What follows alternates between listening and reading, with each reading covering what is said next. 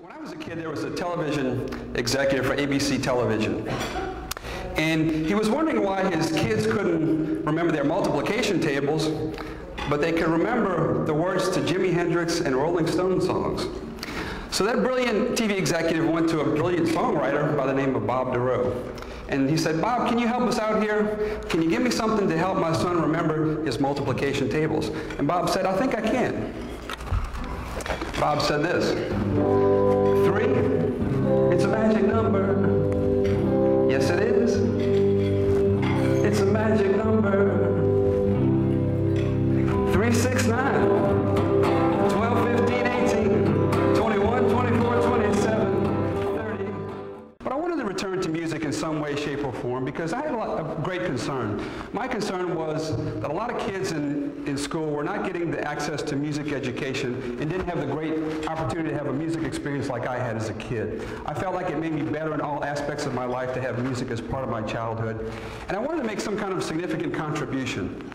So I'm going to talk to you today about some research that I've conducted over the last couple of years that identifies some of the defining moments of being involved with playing an instrument, playing music, music education, that can help you become successful in business. These are some of the things that were on my mind as I started out on this explorative journey. Number 1, we are cutting music and arts education at a time in our existence where the demand for creative, innovative thought has never been greater. I would say that's true inside the workplace and outside. It's a changing world. As one of the gentlemen that I interviewed said, "Craig, we can't prepare our kids for the future. We don't know what the future is going to look like. We need to teach them to become creative problem solvers, and they'll figure it out when they get there." Now, I've done a lot of research on creativity in recent years, and there's one common theme. Creativity can be thought of like a muscle. It either gets stronger with use or it withers with inactivity. You have to do creative things to keep that muscle strong. So my concern is, where are our kids getting to exercise their creativity muscles if we continue to cut arts and music education funding? Concern number 2, it seems like a lot of the research espousing the benefits of music education in recent years has really focused on the ability of music to make you better in math, science, or raise your IQ score. Now, while I applaud that research, I'll ask this question. If music is only seen as a way to enhance our ability to do other subjects, then isn't music always going to be considered somewhat of a lesser priority? That's my concern. Also, I talked to one of the participants here. He said, "I do focus group research all the time, and I ask people, how many of you out there know your IQ?" And he said, very few people really know. Then he asked the question, if you can raise your IQ 2, 3, 4%, how much difference would that make in the quality of your life? And people really can't articulate that, so that's not really the greatest benefit to me of music. But here's what really struck me based on my experience. I've worked for engineering consulting firms with very bright technical people, very top engineers from the best engineering schools around the country. And generally speaking, not always a rule, but generally speaking, you ask those folks who have risen to some level of success in their careers, what percentage would you attribute to technical aptitude? And you know what they generally say? 15, 20, 25, 30%. It's all those other softer skills. I mean, if you read Dale Carnegie's book, How to Win Friends and Influence People, that's the estimate he gives, is about 15% technical and 85% all those other skills. There's one Beatles song that's really special to me. I sang it years later, some years later at my wedding reception for my wife of 15 years. Her name is Kim, and this is a very special Beatles song to me.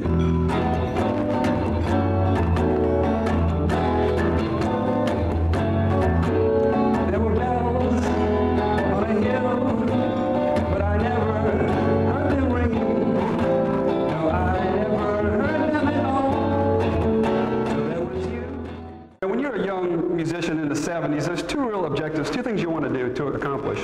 You want to get to be good enough to play in a rock and roll band, and you want to learn how to play Stairway to Heaven.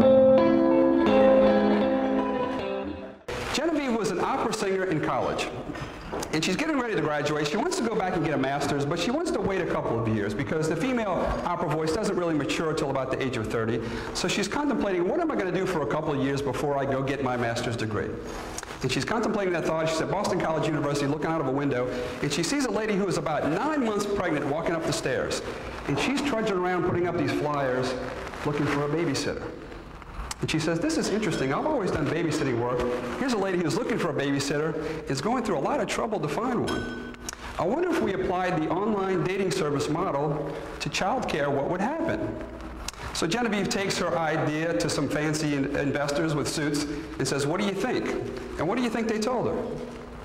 Go for it. They told her, sorry lady, we don't fund babysitting clubs. We're real investors here. So Genevieve was not deterred. She was a singer. She had been through auditions and been turned down before. She went to her dad. She wasn't a very affluent family. She went to her dad and borrowed $120. Said, Dad, I need this money. Just trust me on this one. She bought the domain name sittercity.com. She's printed up 20,000 flyers. She went around the Boston area handing out these flyers telling people, I'm starting this babysitting service. If you are a babysitter or if you're looking for one, come register with my service. We'll see if we can make some connections. And lo and behold, about 7 years later, these were the 9 parallels between musicianship and business that we found. And some of these were the type of things that I expected to find, and some were surprising me a bit. I would say that confidence and self-esteem, I think when people have to get on stage and perform, that certainly helps your confidence. I think creativity and innovation, as we discussed before, any artistic endeavor will help your ability to be creative in any setting, I believe. But some of these surprised me. I think if you look at salesmanship and branding was one that came up over and over again. You know, the idea that if you play in a band, you've got to choose songs that not only that you like to play, but that connect with your audience. Or just understanding that you can't just get better as a musician and ensure success. You've got to go find creative ways to find those people who want to listen to your music. So over and over again, that topic came up again. Also, I like to say the risk acceptance is an interesting one. If you look at a jazz improvisational group, they understand that you've got to take risks, that sometimes you don't know everything going into the gig, okay? And that's the way you grow, that's the way you learn. And I find that people who have been exposed to the music and the arts are more willing to lay themselves on the line. Anybody ever been in a conference room with 12 people at the table and the boss is asking for ideas or opinions, and everybody's kind of sitting around on their hands saying, you know, wow, I think I should say something, but what is this guy going to say, and what is that person going to say? And I think I'll just do the safe thing and be quiet. I think when people are exposed to music and the arts, when you put a painting on the wall and everybody gets to see it, or you stand up on stage and sing, you're laying yourself on the line every time you go out there on stage. And so I think people who have been involved in music and the arts are certainly used to laying themselves on the line and willing to give opinions and ideas. Individuality, I just want to touch on this one a little bit too. That's Dr. Michael White. He's a local traditional jazz musician. You know, irregardless of all the other benefits of music education, individuality, helping kids find out who they are, that's probably the best advantage, regardless of the benefits in terms of the business world. If we can use music and the arts as a tool to help people find their unique calling in life, then that certainly outweighs anything else. One question I asked of all the research participants was this. If a school principal or administrator came to you and said, give me 2 to 3 talking points to help me justify my music education funding when I go to my superior, based on your experience in music, and here's the one that came up over and over again. People would say, I wasn't really involved in school that much. I wasn't really a mainstream person. I didn't feel like I was part of the in crowd. I didn't test well, but I knew I had talent. There are people all over school campuses who have talents, who have something to offer, but don't feel part of the mainstream, or they don't test well based on standard metrics. But we need to keep them engaged in the education process. So the irony is that music education is a No Child Left Behind program. It's what keeps folks involved in school. As Bob Massey, the very successful gentleman whose company was in Inc. magazine, said, I really only did school because I knew if I got through my school studies, I could play in the band. That was his whole focus in school, and look what he's doing now. I guess for Katrina was a life-changing experience, and for me it certainly was. And I lost a 100-year-old grandmother a few weeks after the storm. She lived to be 100. She had a great life, and she evacuated to a downtown hotel and then was carried out, 3 foot of water to an SUV and evacuated to Lafayette. But one of my greatest memories of my grandmother was the previous December we celebrated her 100th anniversary, her 100th birthday. And we got around our relatives. When I say relatives, an Italian family, aunts, uncles, cousins, the whole 9 yards. And we sang Happy Birthday, but I brought my guitar along as I usually do, and I sang one song. We all sang one song as a group to her. It seemed like a song that was written for that moment. So I'll share this song because there's another song that's very special to me.